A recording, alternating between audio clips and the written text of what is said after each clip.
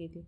तो आप समझ रहे हो कि हमने भी अगर 2 साल कोई कोर्स किया है तो हमको उसका छोटा-मोटा तो सब पता ही होता है ना, समझ रहे हो? तो जस्ट यू हैव, इसलिए मैं कह रही हूँ कि अगर आपको लगता है कि अभी मेरे पास कम समय बचा है, तो इसमें घबराना नहीं है, क्योंकि आपको सिर्फ़ एक सब्जेक्ट पढ़ना है और उस एक सब्जेक्ट को आप 2 साल प्रैक्टिकल कर चुके हो उसका।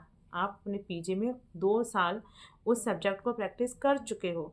तो आपके लिए वो एग्ज़ाम अब टफ़ नहीं है, आपको जस्ट जो है क्या बोलते हैं फिनिशिंग, या फिर क्या बोलते हैं ऊपर-ऊपर से देखना है, and you are good to go according to me, and you can do it. I am telling you ना, you can do it.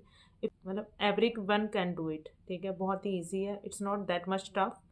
NEET PG जितना टफ नहीं है, ठीक है?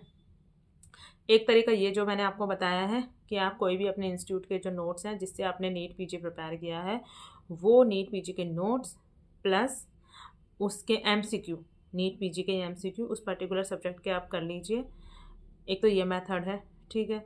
दूसरा मेथड क्या है, एक बहुत सारी ऐप्स आती हैं, जैसे कि रिप्रोनीट करके एक ऐप है, उसके अंदर उस ऐप का एक बेनिफिट जो है, ऑल्दो मैंने नहीं यूज़ किया है ये, मैंने जो यूज़ किया वो मैं आपको लास्ट में बताऊँगी। और हाँ, तो जो रिप्रोनेट करके एक ऐप आती है, मैंने नहीं यूज़ किया, कुछ लोगों ने किया जिससे मैंने सुना, तो उस ऐप को भी आप यूज़ कर सकते हैं। वो भी ऑप्स गायनी की ही ऐप है, जिसके अंदर आपको ये मिलता है, जैसे कि डैम्स के नोट्स आते हैं ना, ये मतलब ये है वो जो रेजिडेंट प्रोग्राम एक होता है उसका जैसा है शायद।